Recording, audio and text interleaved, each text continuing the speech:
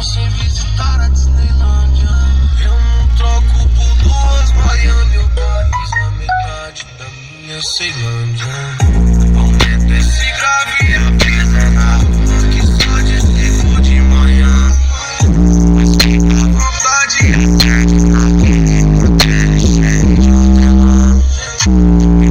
esse som desse povo sapão.